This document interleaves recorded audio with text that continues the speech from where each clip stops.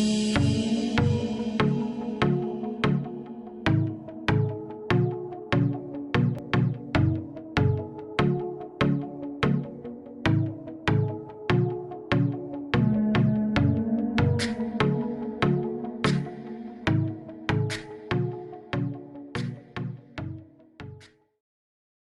la région qui a le problème de la déforestation.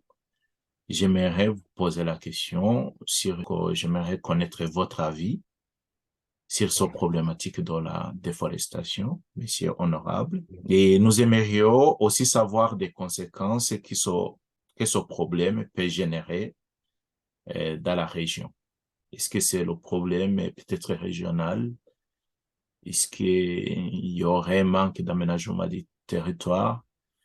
Est-ce que c'est le problème qui est lié à la croissance de la population? On aimerait savoir parce qu'on voit que tous ces trois facteurs sont les facteurs qui sont généralisés des fois dans le monde, sans parler aussi des problématiques de l'industrialisation. Là, on a besoin beaucoup plus de bois pour l'énergie, pour l'autre chose.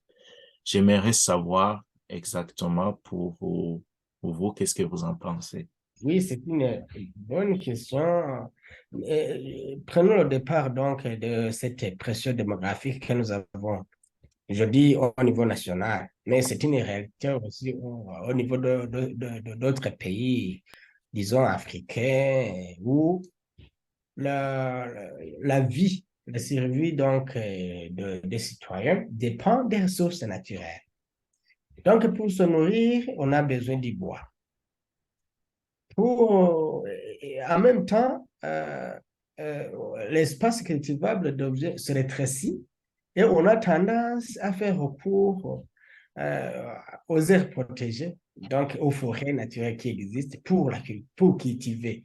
Donc, on déboise, on enlève les arbres, on a fait du charbon et puis on installe des cultures.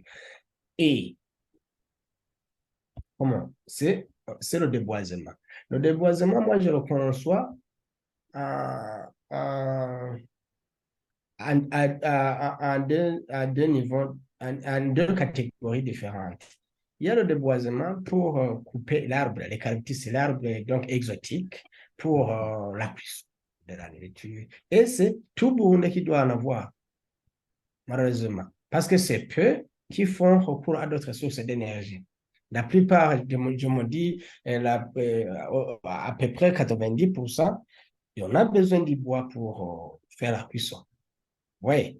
Et puis, ça c'est un. Deux, on n'a pas d'espace cultivable suffisant. On doit aller chercher de l'espace aussi on va grignoter sur le kibira, on va aller grignoter sur la roue et en même temps, l'air protégé commence à être dégradé.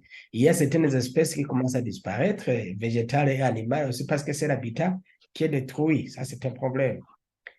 Deux, l'aménagement du territoire. Vous avez parlé de l'aménagement du territoire. Ça, c'est un problème aussi, parce que ça doit être clair où on met sa maison, où doit passer la route, où doit être l'école, où doit être disons, les terrains de jeu, et où sont les canalisations lorsqu'il pleut, ça va se passer comment?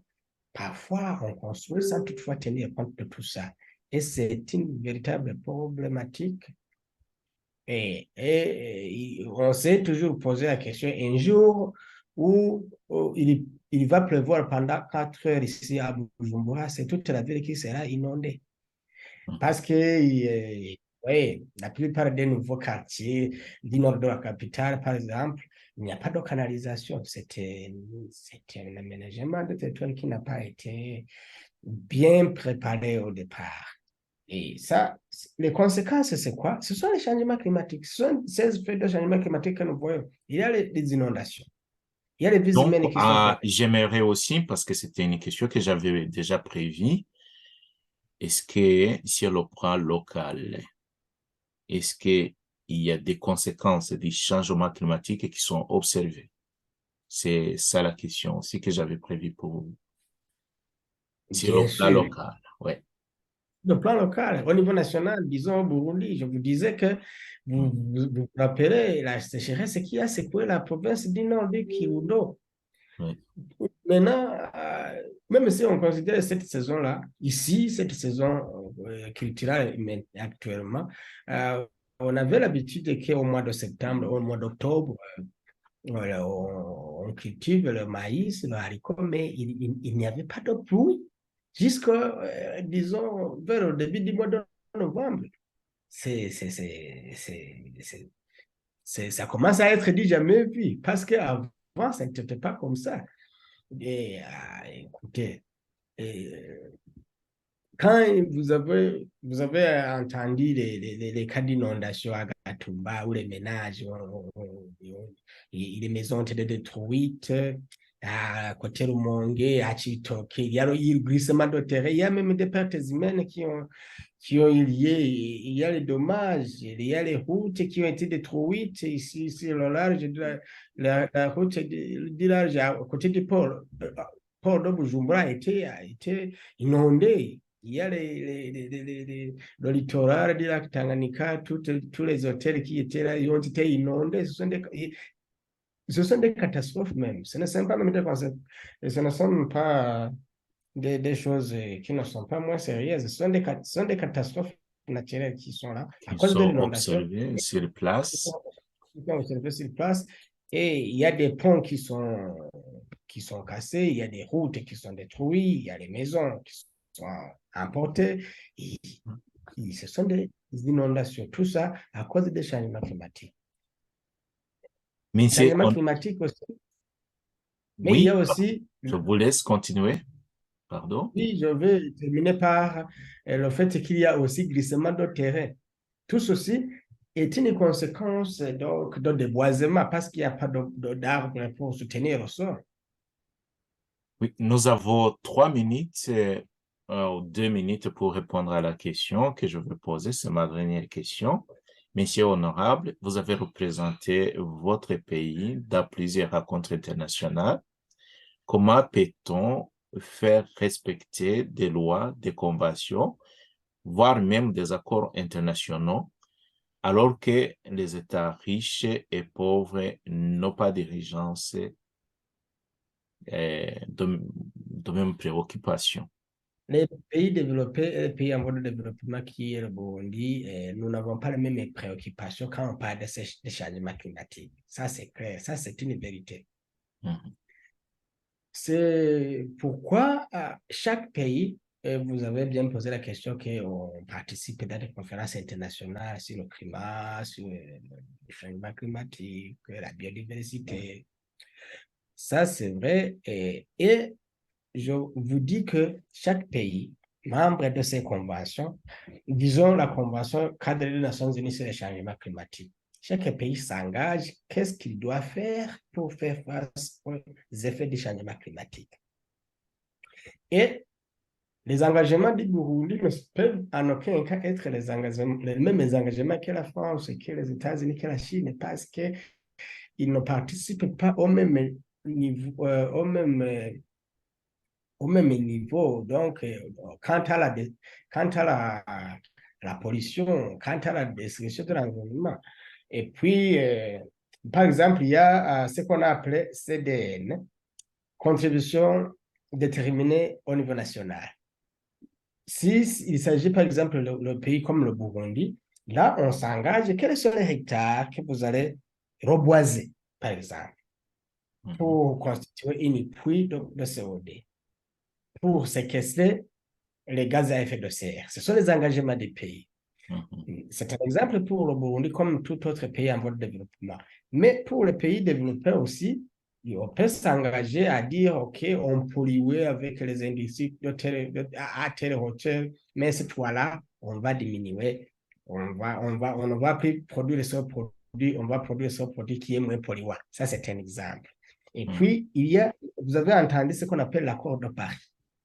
L'accord de Paris promettait que donc les pays développés qui sont qui sont supposés être des pays pollueurs, doivent donc contribuer d'une façon, dis-moi, visible et d'une façon, disons, équitable pour les pays pour financer les pays en voie de développement, pour développer, donc pour développer des mécanismes pour faire face aux effets du changement climatique. Euh, parce que s'il y a une pollution, parce qu'il y a une production, Oui. donc les individus ont beaucoup produit, ils ont aussi beaucoup pollué. Oui. Et Oui, on ça a c'est gagné ensemble. clair parce que, et d'ailleurs, je vais affirmer que il y a deux grands pays qui sont connus comme pollueurs, sont comme la Chine et les États-Unis. Il y a aussi les pays européens qui sont en tête dans la pollution, ça c'est connu. Et vous C'est pouvez ça, continuer, oui. c'est ça.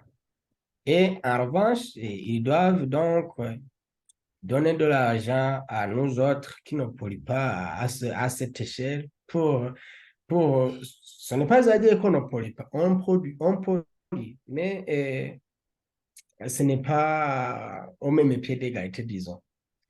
Et puis, quand on ne pollue pas, mais aussi on a besoin de l'argent pour faire face aux effets des changements climatiques, pour atténuer les effets des changements climatiques, pour donc nous adapter au changement climatique.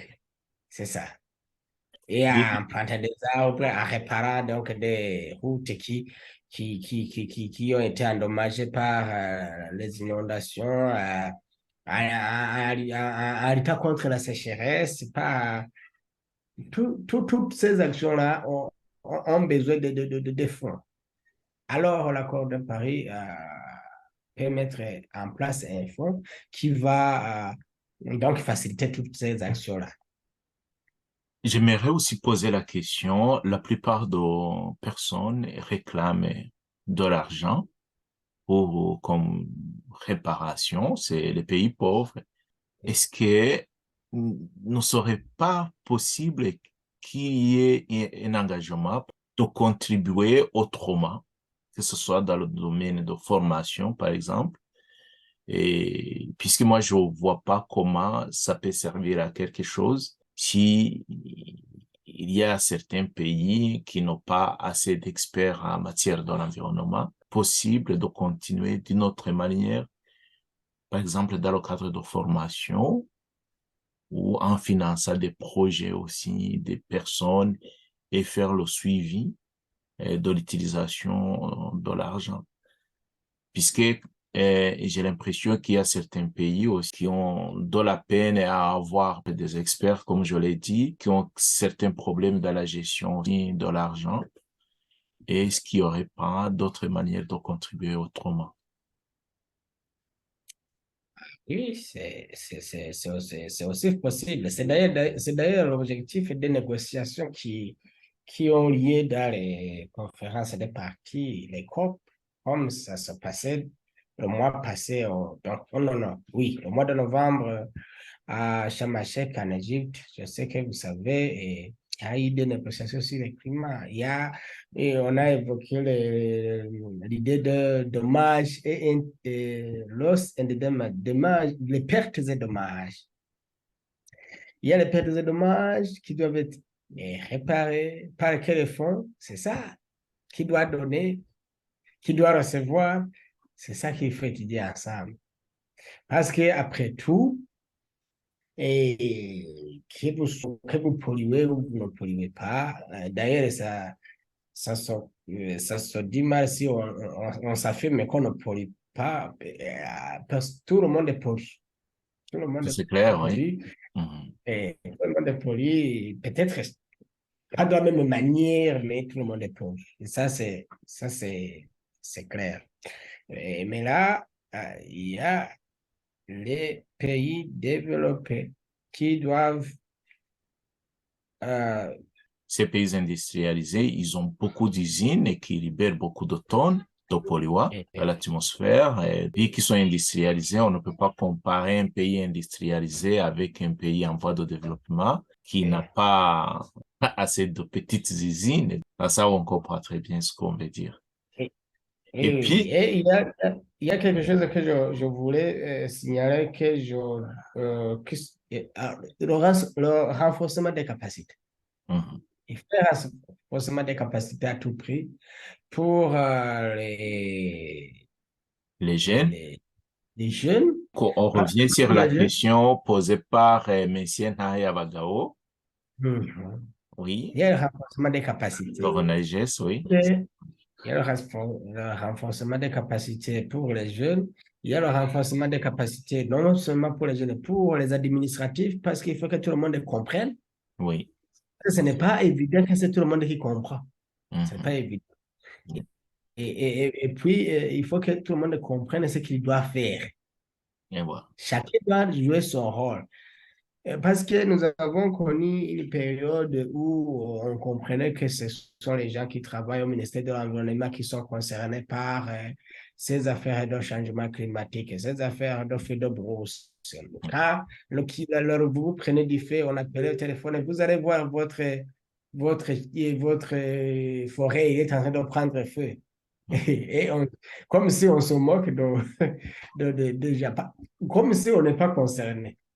Donc, c'est une ignorance qui doit être bannie. Il faut que tout le monde sache qu'il est concerné. Il faut que tout le monde sache qu'il est responsable, que tout le monde a son rôle à jouer parce qu'il est concerné. S'il n'est pas concerné dans la protection, au moins les conséquences vont le concerner. Ça, c'est sûr. Oui, Parce que merci. quand, Oui. quand l'inondation va avoir lieu, vous n'allez pas dire, moi, je ne travaille pas à l'environnement. Oui, merci beaucoup pour votre intervention, monsieur honorable. On va continuer à échanger les idées qui pourraient aider à la plupart de personnes de mieux comprendre ces problématiques du réchauffement climatique et de l'environnement en général. Votre mot de conclusion, c'est que tout le monde est concerné par ces problématiques et ça demande il faut que tout le monde agisse pour trouver des solutions. Merci beaucoup et à très Merci. bientôt.